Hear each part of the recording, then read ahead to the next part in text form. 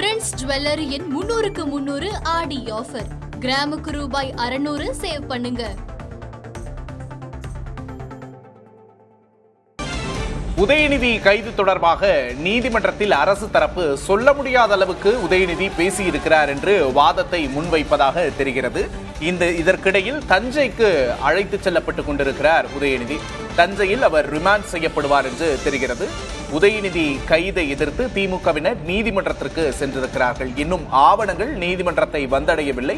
எனவே இன்னும் இதில் விசாரணை முழுமையாக தொடங்கப்படாமல் இருப்பதாக தெரிகிறது.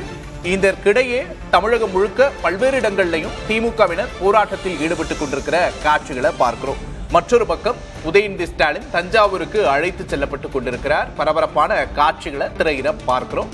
நீதிமன்றத்தில் இந்த வழக்கு விசாரணைக்கு வருகிறது. நீதிமன்றத்தில் என்ன நடக்கப் போகிறது, அரசு தரப்பு என்ன சொல்ல போகிறார்கள், திமுகவின் தரப்பிலிருந்து அதை எப்படி எதிர்கொள்ளப் போகிறார்கள் என்ற கேள்விகள் எழுகின்றன.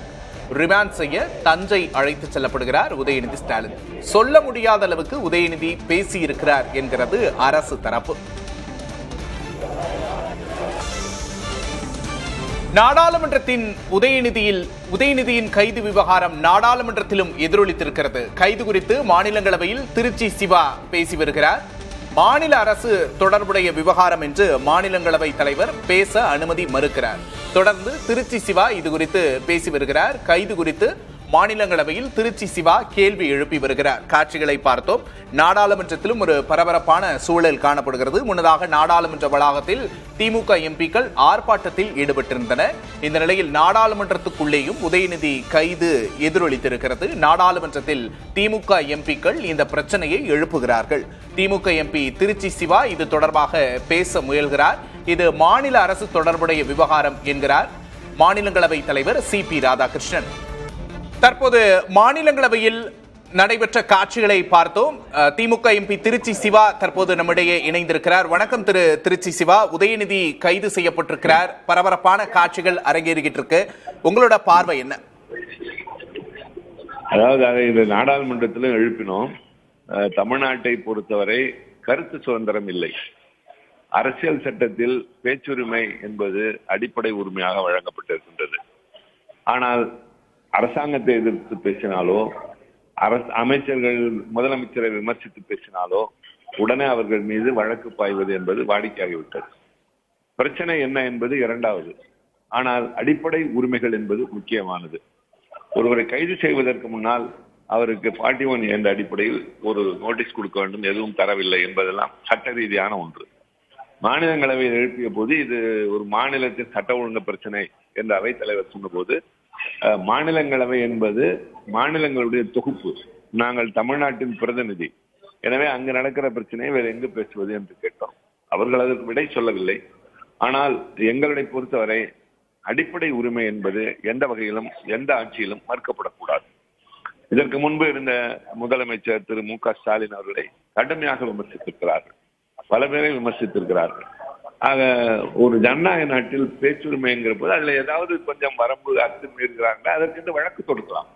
அது முறையாக செய்ய வேண்டும். அதை உடனடியாக ஒரு அச்சுறுத்துகிற முறையில செய்கிற போது அது ஏற்றுக்கொள்ள முடியாது. எனவே பேச்சுரிமை எந்த அளவிற்கு உண்டு என்று சொல்கிறோமோ அதுபோல அது வரம்பு மீறினால் அதை நடவடிக்கை எடுப்பதற்கு வழிமுறைகள் இருக்கின்றன. அதையும் மீறிவிடக்கூடாது என்பதுதான் எங்களுடைய கருத்து. இந்த இடத்துல அமைச்சர் நிர்மல்குமார் உதயநிதி ரொம்ப கொச்சையா பேசி இருக்கிறாரு. அவர் பேசினதை திமுகவினர் முதல்ல பார்க்கட்டும், அப்புறம் பேசட்டும் அப்படின்னு சொல்றாரு. உங்களோட பதில்? இப்பொழுது நாங்கள் சொல்வது பேச்சை எப்படி என்பதை பின்னால் வைத்துக் கொள்ளலாம். ஆனால் கைதினுடைய முறைக்கு வாருங்கள். பேச்சு சரி தவறு என்பது ஒரு புறம் இருக்கலாம். அதற்கு சட்ட ரீதியாக நடவடிக்கலாம். டெஃபமேட்டரி என்று தாராளமாக போடலாம். அதுல ஒன்றும் யாருக்கும் கருத்து வேறுபாடு இல்லை. ஆனால் கைது செய்வதற்கு ஒரு முறை இருக்கிறது அல்லவா? அதுவும் பெரிய பொறுப்பில் இருக்கிறார்கள் என்கிற போது ஏதோ திடீரென்று காலையில போய் இவ்வளவு பண்ணுவது இதெல்லாம் அதுதான் சரியில்லை. செய்த முறை, நடவடிக்கை எடுத்த முறை சரியில்லை. அந்த வகையில முறையாக ஒருவரை கைது செய்வதற்கு முன்னால் இவர் நீங்கள் இப்படி பேசியிருக்கிறேன் விளக்கம் கேட்கலாம். அந்த முறை என்பது 41 என்று இப்போது மாற்றப்பட்டிருக்கிற IPC, CRPC இதுல தான் பல சட்டங்கள் இருக்கின்றன.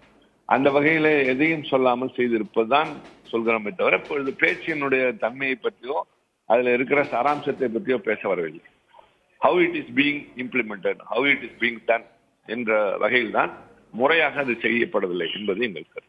கையாளப்பட்ட முறை தவறு அப்படிங்கிறீங்க. நிச்சயமா பல்வேறு எதிர்க்கட்சியினரும் இதை கண்டிச்சிருக்கிறாங்க, எடப்பாடி பழனிசாமி உட்பட. ஆனா எடப்பாடி பழனிசாமியோட ஸ்டேட்மெண்ட்ல தொடர்ந்து உதயநிதி இப்படிதான் பேசுறாரு, நானும் இதை தொடர்ந்து சொல்லி வருகிறேன் அப்படின்னு சொல்றாரு. இதை எப்படி பாக்குறீங்க? இல்ல, அதாவது அது சொல்ற நிறைய பேர் பேசுகிறார்கள், பேசி இருக்கிறார்கள். இதற்கு முன்பு எவ்வளவெல்லாம் பேசினார்கள் என்பது உங்களுக்கும் தெரியும், ஊருக்கும் தெரியும். அரசியல் என்று வருகிற போது விமர்சனங்களை கொஞ்சம் எதிர்கொள்ள வேண்டும். பண்டித நேருவை கார்ட்டூன் போட்ட பொழுது அவர் சொன்னார், இன்னும் கொஞ்சம் பார்க்கிற மாதிரி வரையலாமே என்றுதான் சொன்னாரே தவிர அவர் அதை கோபித்துக் கொள்ளவில்லை. ஆக அரசியல் ரீதியாக ஒருவர் பொது வாழ்க்கையில் இருக்கிற போது விமர்சனங்கள் வரத்தான் செய்யும்.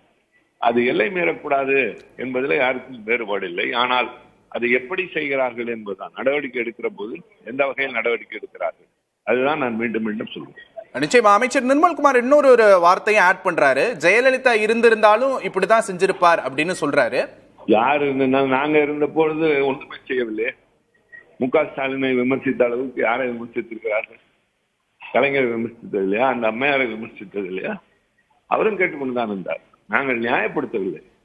ஆனால் சிலவற்றை ஏற்றுக்கொள்கிற கேட்டுக்கொள்கிற ஒரு பக்குவம் வேண்டும் என்பது ஒரு புறம்.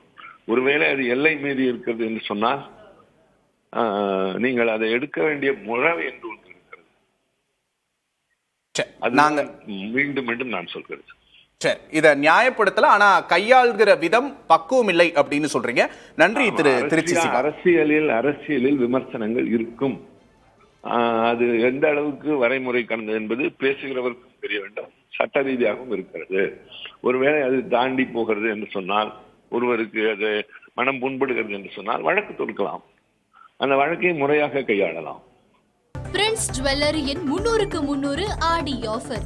கிராமுக்கு ரூபாய் 600 சேவ் பண்ணுங்க.